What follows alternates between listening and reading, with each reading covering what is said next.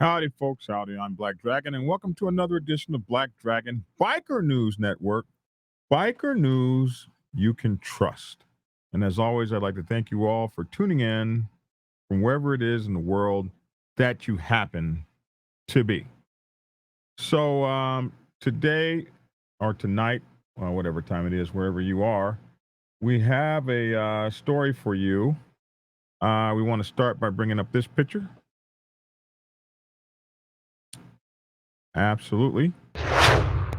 That is the sheriff or undersheriff. I'm not sure what the difference is between the two, uh, but it's the sheriff of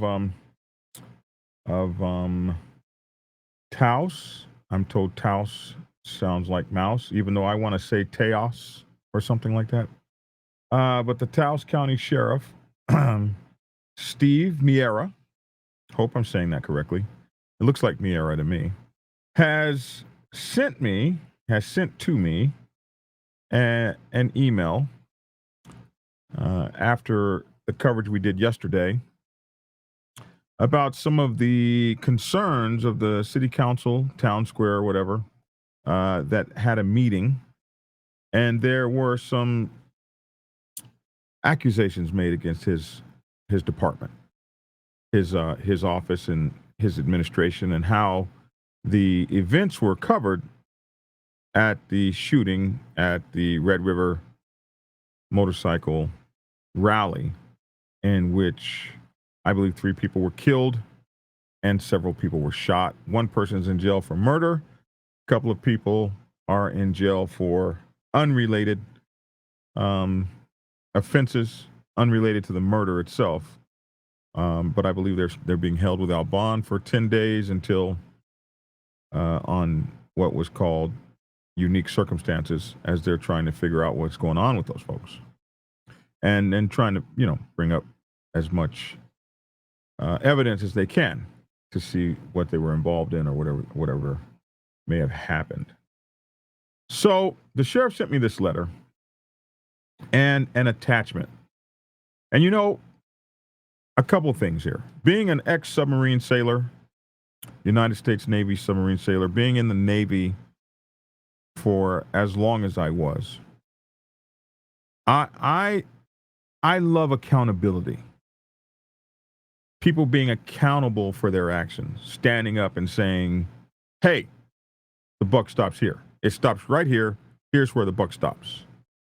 That right there is that military thing that I enjoy, because in the submarine Navy, man, it's black and white. It's a 1 or a 0. You're alive or you're dead. You do your job or somebody dies. So when someone writes me a letter or wants to put out their accountability for a certain thing, we just I like that. 2, you guys know that we try to do both sides of the story here. We don't do gotcha news, gotcha. We try to do the both sides of every story. So the sheriff reached out, sent me an email, and I didn't see it until late, like 9 or 10 o'clock tonight. I didn't even check my emails. So because I didn't, I saw this late, and I'm putting it out as soon as I saw it. And he said that if you have any questions, please feel free to reach out. So I'm absolutely going to call him and see if we can't get him on the show. But this is what he said. "Sir, please find attached my brief on the weekend and the meeting. Please keep in mind that 1, Taos County is over 2,200 square miles. That's a big county. 2, is inclusive of over 36 separate unique communities. 2,200 square miles with 36 separate unique communities. 3rd, and is supposed to be serviced based on population by at least 96 patrol deputies. We cover this county of 2,200 square miles of over 36 separate unique communities that should have at least 96 patrol deputies with 22 deputies. A lot of responsibility with very limited resources, but these deputies did an outstanding job. If you have any questions, please feel free to reach out. Sheriff Steve Miera, Taos County Sheriff's Office. And it has the address and all that stuff. And so this is the attachment. Let me see if I can pull that up for you guys. You guys give me that screen, will you? And good. So here we go. So this is the document. And he says, I will begin. So it's entitled A Word from the Sheriff. For all of my listening audience on my podcast, Dragon's Lair, Dragon's Chaos, Dragon's Lair Motorcycle Chaos. For you guys over there, I'll be reading this, so check it out. He says, I will begin by addressing some of the accusations and concerns that were brought to light in the community meeting that took place in Red River, May 31st. First, and he wants to make this very clear, never as sheriff of Taos County have I ever solicited for payment of services from Red River. Period. Ever. So he wants that to be known. He never asked them for one dime. Second, deputies were in fact in Red River prior to the shooting. So this idea that they weren't there prior to the shooting is he wants to put an end to it. They were in Red River. Friday night, 8 deputies did security walkthroughs of the bars in Red River, showing a presence, especially in the bars occupied by Bandidos. And he means the Bandidos Motorcycle Club Nation when he says Bandidos. Although the epicenter of the rally was Red River, the collateral effects of this event extended throughout the entire county, which is my responsibility, and of which I am bound by statutory obligation. That means he's bound by law. He's bound by the laws of his area to provide services to this entire county.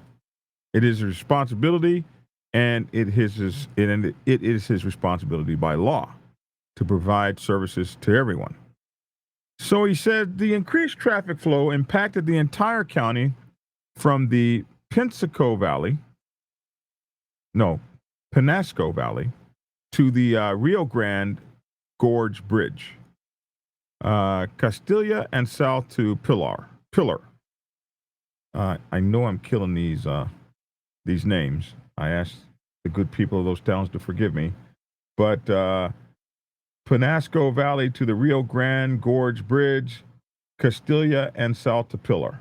Hopefully that sounded a little better. The high volume traffic areas were State Road 68 south of Taos and State Road 522 north of Taos is part of all, is inclusive of all that. As the sheriff, my responsibility and obligation is and he underscores, entire county. He bolds and underscores that.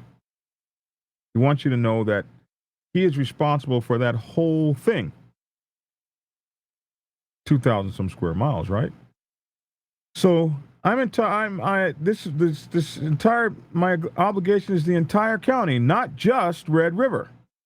Separate from the Red River incident, a very successful high-intensity traffic enforcement operation was implemented and executed, resulting in 419 traffic stops, with a net result of only one minor traffic crash, and he bolds no major vehicle crashes, and more importantly, and he capitalizes, no fatal crashes. It's important that you know that. we were doing our jobs out there. The sheriff's office successfully mitigated crashes that have plagued this holiday weekend in years past.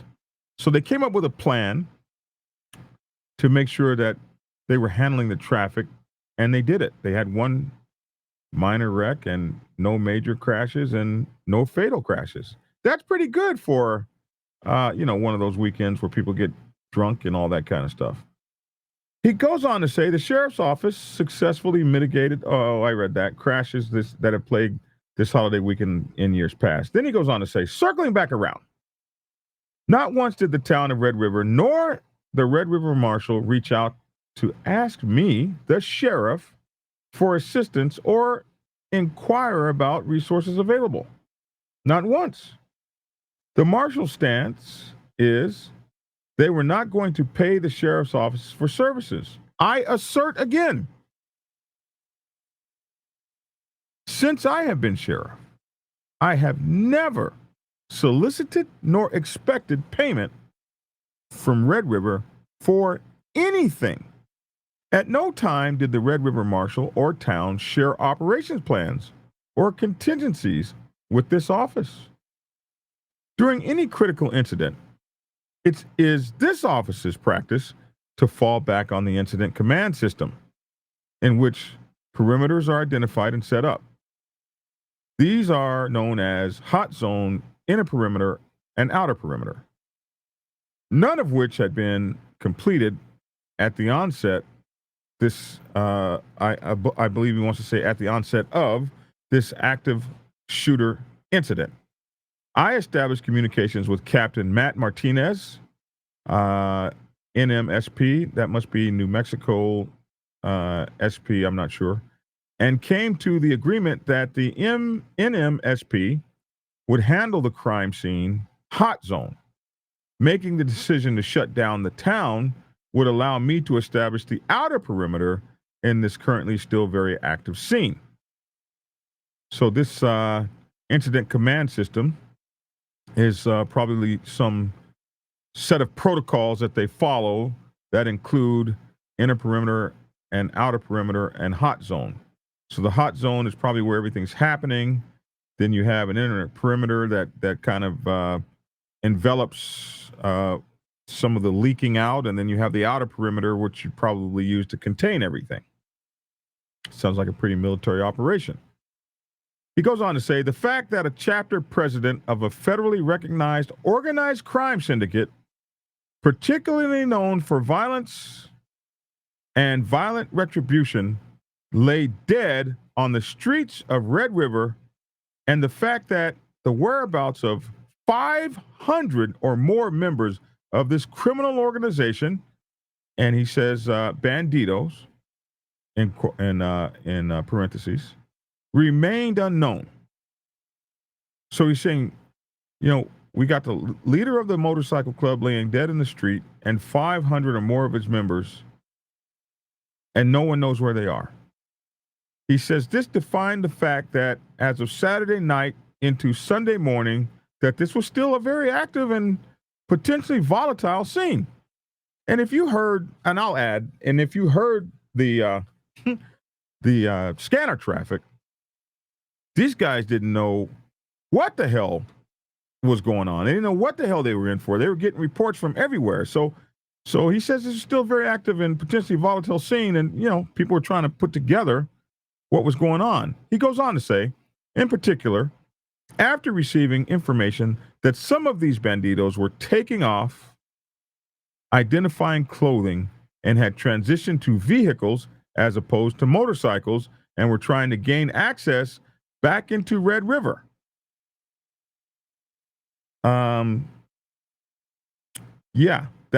That is some troubling information to receive.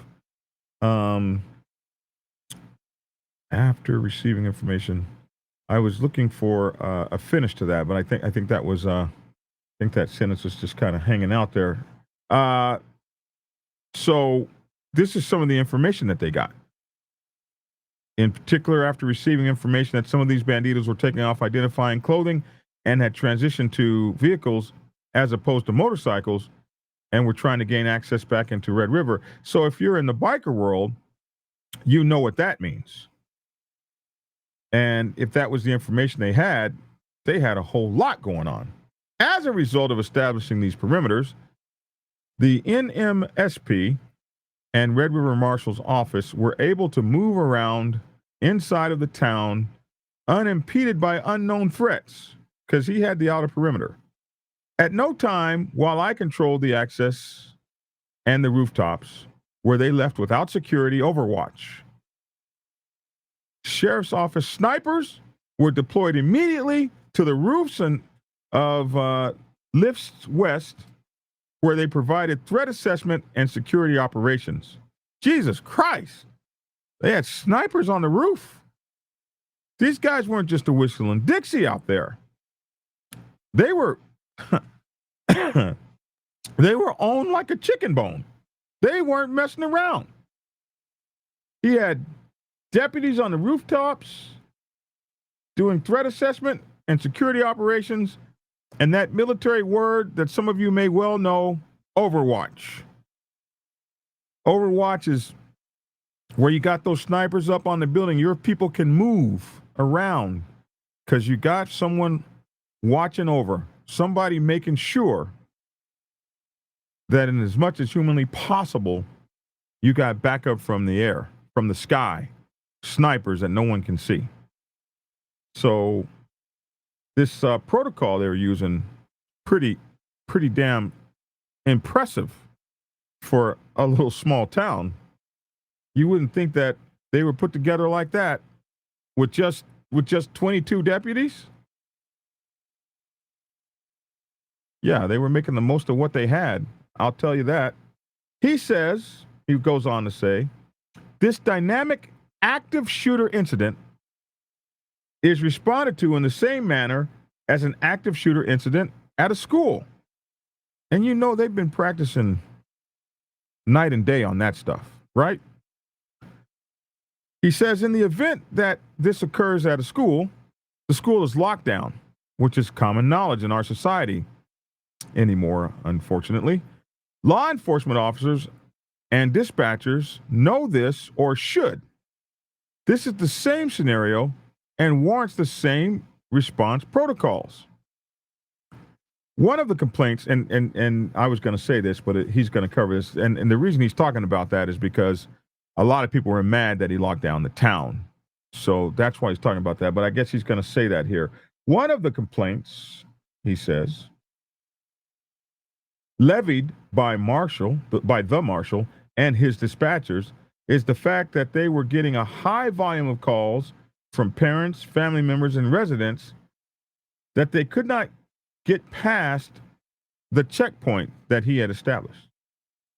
At a school incident, are we going to allow parents into the school for their children while the incident is still active? Of course not, he says, in bold letters, underlined, underscored. No, we're not going to be letting you come into the crime scene, especially while it's still active. We got a job to do here. And the less, I'm paraphrasing, he didn't say any of this, but the less people that they got screwing up the scene, getting in the way, trying to separate who is who, the less people they got, the easier it is for them to do this complex and highly complicated job. You know, they had potentially 500 bad actors, potentially, roaming around. So no, they couldn't. Sorry, parents and folks, let us do our jobs. The marshal agreed publicly that these perimeters are not negotiable. He agreed with that. The marshal who complained agreed publicly that the perimeters established are non-negotiable. They are what they are. They are what we put up. We put this up, and you know, we're not going to make a deal with the parents to get through it. So one of the factors, he says, the dispatchers need to take into consideration and should know is an active shooter threat situation, whether it be at a school or downtown Red River, that once these perimeters are set up, Their phone lines are going to blow up with these calls. It's part of the fallout of one of these incidents. I think that's fair to say. He said, once I felt the scene was secure enough, I did have a conversation with the marshal and allowed controlled access, which he means escorted into Red River by escort only in order to get residents home and allow for reunification of families. And I mean, come on. You don't know who you got out there doing whatever they're doing, and you're gonna pull away from your police force to escort people home. Damn, I think that's generous. And you know, I put this person in their house. I can X that off in their house secure and then take the next person in. I'm thinking. This is just me. He didn't say that. I'm just thinking that. So he did say once we felt like it was secure enough, we started the reunification of families by escort only. He goes on to say, at the onset of this incident, during our response to Red River, Lieutenant Marvin Armio, I believe, maybe, and Lieutenant Rick Romero immediately took action to lock down Holy Cross Hospital, deploying the remaining sheriff's deputies and working closely with Taos Police Department, Taos Ski Valley, as well as Taos Tribal Police. Damn, they had everybody under the supervision of Lieutenant Lloyd Garcia, TPD, and Sergeant Greg Trujillo, TCSO. Textbook perfect ICS perimeters were set up and the hospital was secured. So this ICS protocol, they followed to the letter. When it was determined that more resources were needed in Red River, the hospital security was left to the more than capable officers of the Taos Police Department and Taos Tribal Police. Taos Ski Valley Chief Virgil Vigil and Lieutenant Robert Salazar selflessly and without hesitation responded alongside the second contingent of sheriff's deputies to Red River. He goes on to say, I would like to take a moment and recognize and thank all of the agencies that not only responded, working tirelessly to support Red River, but also Taos County. Taos Central Dispatch provided life-saving communications and flow of critical information and coordination of law enforcement and EMS. And I heard it myself over the scanners. They were getting down. Red River Dispatch provided life-saving communications and flow of critical information and coordination of law enforcement, EMS, and communication with Taos Central Dispatch. Taos County EMS, Cuesta EMS, and Red River EMS, Espanola EMS, responded to Taos in order to cover Taos County while our EMS was tied up in Red River. Taos County Fire Chief Cordova and Fire Marshal James Hampton, along with all of its volunteers from various departments, Taos Tribal Police Department, Taos Police Department under the supervision of Lieutenant Lloyd Garcia and officers, Taos Ski Valley Police Department Chief Virgil Vigil and Lieutenant Robert Salazar, Cuesta Police Department Chief Ronald Montez and officers, Mora County Sheriff's Office, who provided deputies, and the sheriff himself, who supported TCSO operations in Red River. I guess that must be Taos County Sheriff's Office, maybe. Rio Arriba County Sheriff's Office, who provided deputies in support of TCSO operations in Red River. New Mexico Mounted Patrol, New Mexico State Police, Red River Marshal's Office. Damn! They had everybody out there. And last but certainly not least, your deputies of the Taos County Sheriff's Office that worked tirelessly and conducted themselves professionally during the course of this weekend's operation and critical incident. Are there lessons that can be learned? Absolutely. Absolutely, he says. We must always look at what we can do better and evolve. He means adapt and change and overcome. Would I change my actions or response if given the opportunity to do over? Absolutely not. And he states that with an exclamation mark. The Incident Command System, ICS, has been devised and implemented because it has been proven to work, and the sheriff's office will not deviate from that.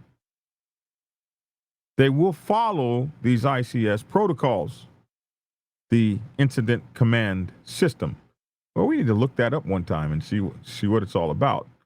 If the mayor of Red River wants to entertain some kind of investigation into my actions, I openly invite it. This office is transparent and accountable and answers only to the people.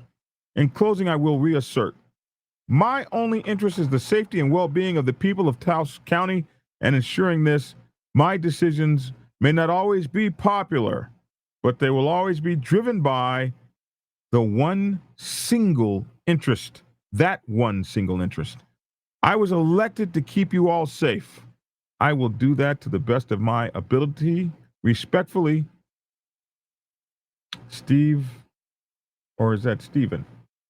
Steve Miera, Taos County Sheriff. Oh, I'm not used to reading anything that long. Holy moly. But if you ask me, those guys get the Ain't No Punk Award.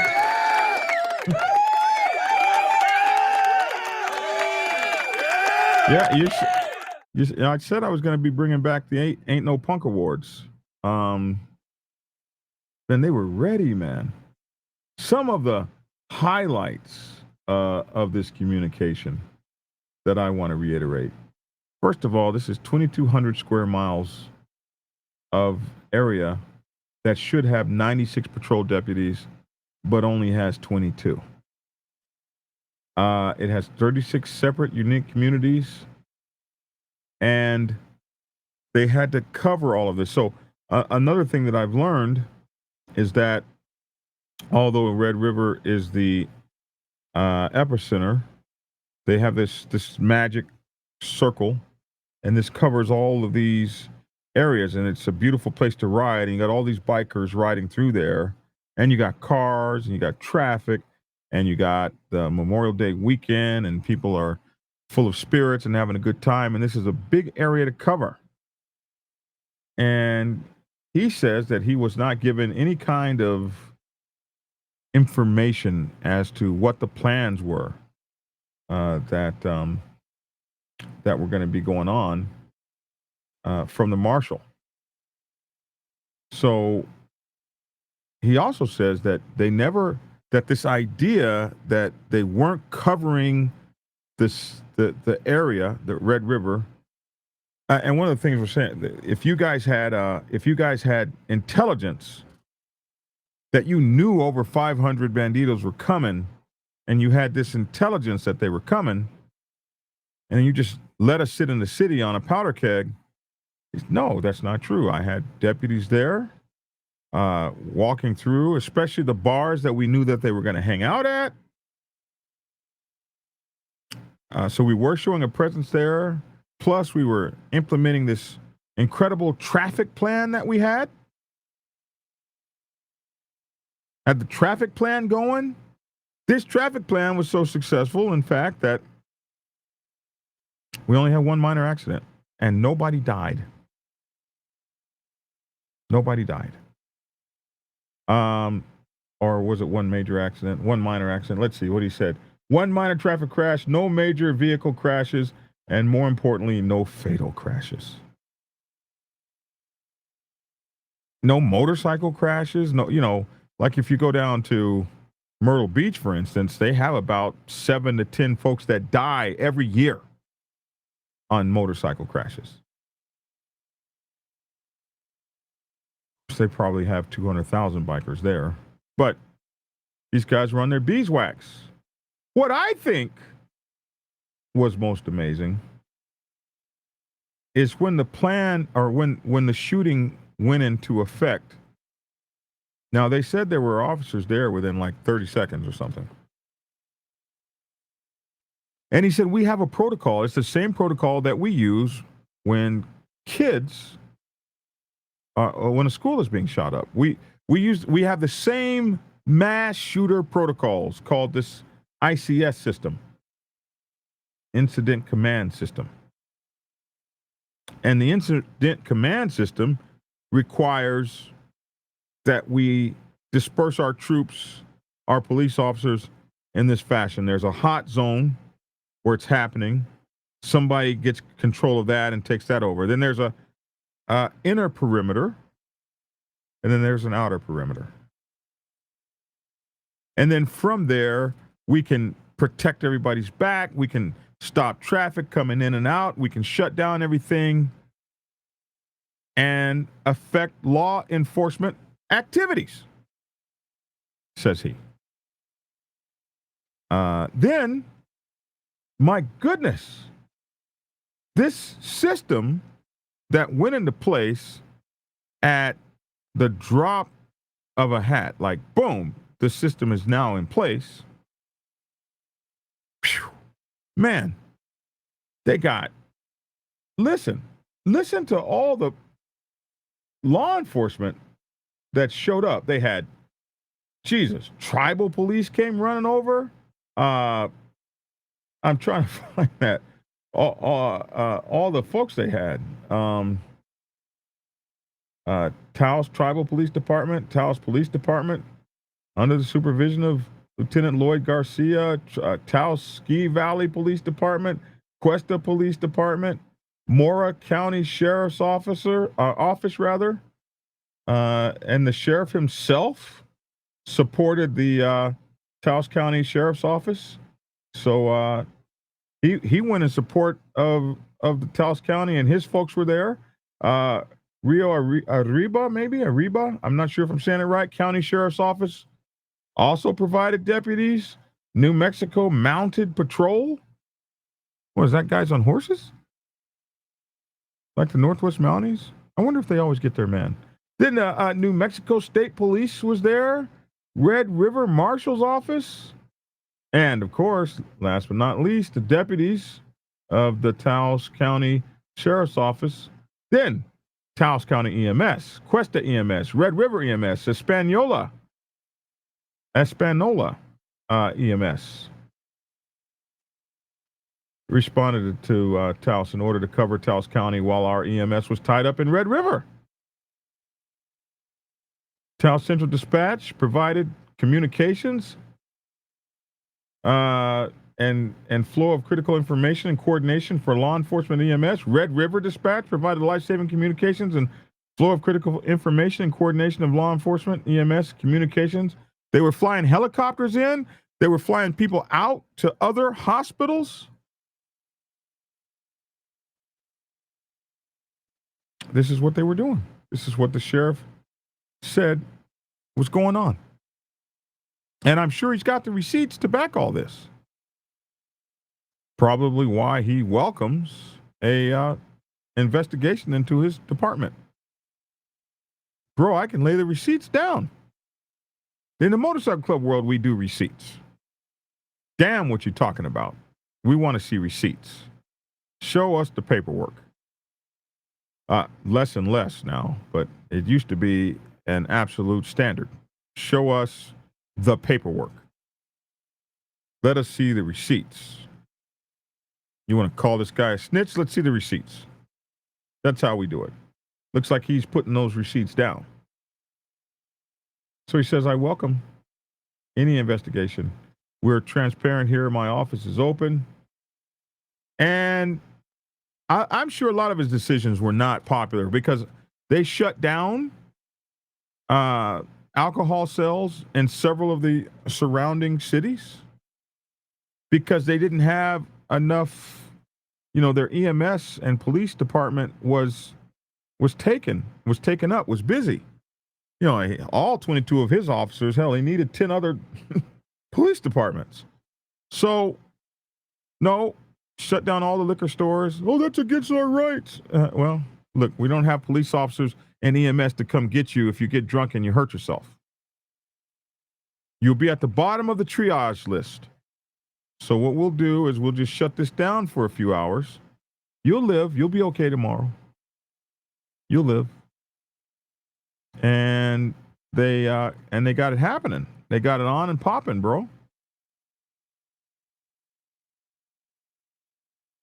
This is what Sheriff Miera did.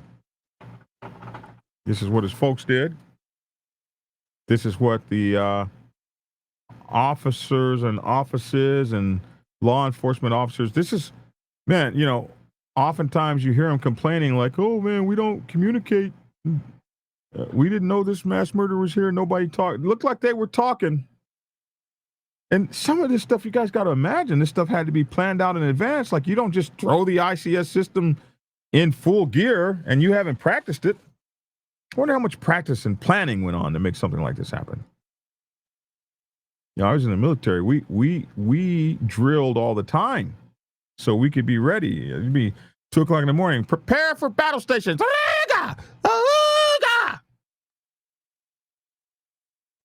It was crazy. I think I have that. Prepare for battle stations.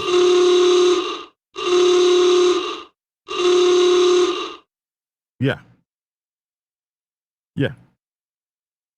That's also the dive klaxon. It's hard for me to remember them all of them, but I always decided to keep this one just in case I'd ever get to use it. Like, this was the perfect time.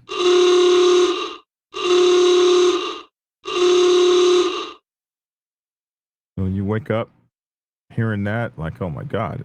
And on submarines, they never tell you if it's a drill or the real thing. They want you to be like completely prepared. So you might be wanting to sleep in your bed or something like, oh man, that ain't real. But then something says, well, they never say whether it's real or not. Let me go see. My point is, a lot of practice went to execute what the sheriff calls a perfect ICS maneuver. He said it was executed perfectly according to the book. And man, they did everything. When they heard that, oh my goodness, there might be people dressing up, getting off motorcycles and taking off the affiliated clothing and coming back into town. Oh, that's to handle business. So they heard that was going on. There were some rumors that the ambulances were being followed, or people were trying to get to the hospital from the clubs. They shut the hospitals down. They took control of their city. It's a shame that they had to, but they did. And some people were inconvenienced. Those people were taken as soon as we got everything. We knew where everybody was, and it was safe enough. Then we would take you and insert you in your home. Okay, Peter and Paul McElhenney go there. Hector Rodriguez and Susie Blackfoot goes over there.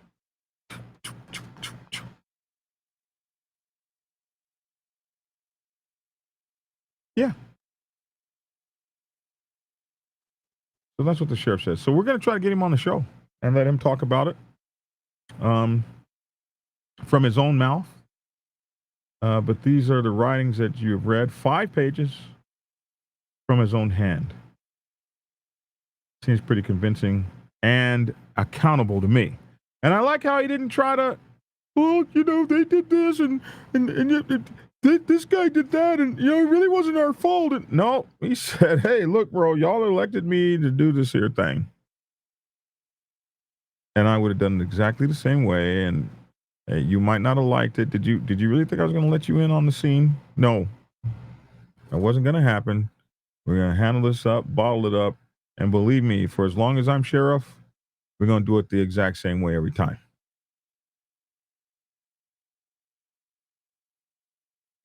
And I ain't never asked y'all for no money to do this. No extra money. So that's his answer. I think we've covered it. 40 minutes. No need to talk this to death. But I think this is going to be the beginning, unfortunately, to the end of a lot of motorcycle rallies for biker clubs. They love the bikers to be there, but the outlaw motorcycle clubs, one percenters, dominance, people wearing diamonds. You may have played yourself on this one. The inability to self-regulate and self-control comes with a price. They're paying it in Australia. So we can't get our act together, because I got to tell you, I am a vendor. I sell at places like this. I sell my books, Prospects Bible, Public Relations Officer's Bible, Sergeant at Arms Bible, President's Bible, Prospects Bible for Women's Motorcycle Clubs, my T-shirts. I go to events like this that attract bikers and motorcycle clubs to buy my motorcycle club books. And I can tell you what it would have cost me to go to that event. It would have cost me $2,500 in gasoline alone to take my RV there and come back. It would have cost me whatever they were charging, $800, $1,000, $1,200 to get a booth there. Then a lot of times they want you to have $1 million worth of insurance, which isn't that hard to get, but it is a cost. You got to have $1 million of insurance. Then my booth itself set me back $1,500, $2,000 for my booth, my signage, and then I got to put all that stuff up, and then I need to be there with about $15,000, $20,000 worth of product. I got to drop $15,000, $20,000 worth of product. I'm there in a 40-foot long RV that I had to buy, a trailer I had to buy, tires I had to buy, oil, gasoline, propane. Got to service my generator, put in a new fuel pump, $95. Put in a new fuel filter, $14. Put in a new fuel filter line. Geez, new spark plugs and air filter. Filled it up with Rotella, changed the oil so that my generator is working from the time I leave Atlanta till the time I get there. Generator's running the whole time, all the way there and all the way back. Takes what? 2 or 3 days to get to New Mexico? If you're taking your time, a couple days maybe, on the road that whole time, to get there, to set up, I got to pay to park my RV somewhere, $40-$50 a night, unless they let you park, some venues let you park it there. What I'm saying is, for what a vendor has to spend to get there, depending on their setup, their car, their truck, they got $150,000, $200,000 in vehicles and stuff just to get there. $15,000, $20,000, $30,000 or more in product, and then fees. You got to pay taxes. You got to pay all this stuff to go here for a chance that it doesn't rain and you can sell your products. And some of these people, they're doing 4 or 5 of these shows a summer, and this is how they earn their living. You see the patch lady over there, thousands of dollars worth of patches. The lady selling the shirts and vests and stuff. She's got a whole thing. Every one of those things that holds a vest, those hooks and stuff they have up in those portable racks where the clothes are hanging. Every hanger, all that stuff costs money. That lady that had that whole setup where she had all her leather vests and chaps and all that stuff, lady's got $15,000, $20,000 just in the tent alone. That's how she makes her money.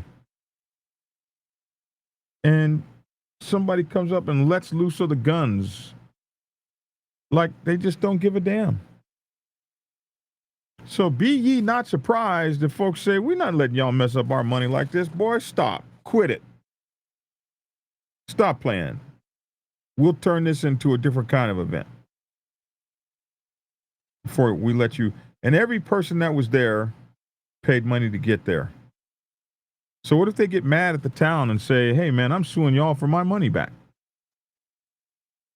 This is all ugly because somebody couldn't respect somebody else's SHIT. Come on, man. Stop playing. Stop it. Anyway, that's my 2 cents. Probably made somebody mad. But we got to do better, man. Love to hear your 2 cents down in the comment section below. Please like, share, subscribe, and follow. You can find Black Dragon Biker TV on Instagram, Facebook, TikTok, YouTube, LinkedIn, and Twitch. So go follow us. Hit our Instagram up, Black Dragon Biker TV. Give us a like and a follow. We would appreciate that. I'm Black Dragon. Steadily losing weight. Toying heavily with 337, 336. Trying to move it down, bros. Y'all come hang out with me and let's lose some weight together. Thanks for tuning in. Let me get the right button to get out of here. Thanks for tuning in and get skinny. Try to find a way to treat people individually like precious pieces of solid gold. And we wouldn't have these problems. Respect, man. It goes up and down the tree both ways. And if the people of the town didn't thank you, Sheriff, I got to say, from that letter that we read, you guys did one hell of a job out there trying to get everything in order. Hey, that's what we pay y'all for. That's why y'all get the big bucks. The sheriff said the buck stopped with him, and that's what he meant. Prepare yourself to take the helm as president of your mighty motorcycle club by delving into the pages of Black Dragon's newest book, The President's Bible, Chronicle 1, Principles of Motorcycle Club Leadership. There you will learn to advance your skills in applying the 14 scientific principles of leadership similar to those taught to officers in the United States Naval Service. Available in hardcover, paperback, and ebook. Get yours today on Amazon, Kindle, or order it at your local bookstore. Order your autographed copy from blackdragonsgear.com. Be the best motorcycle club president you can be. Get the book. Get Black Dragon's first book, The Prospect's Bible, to learn how to join a motorcycle club.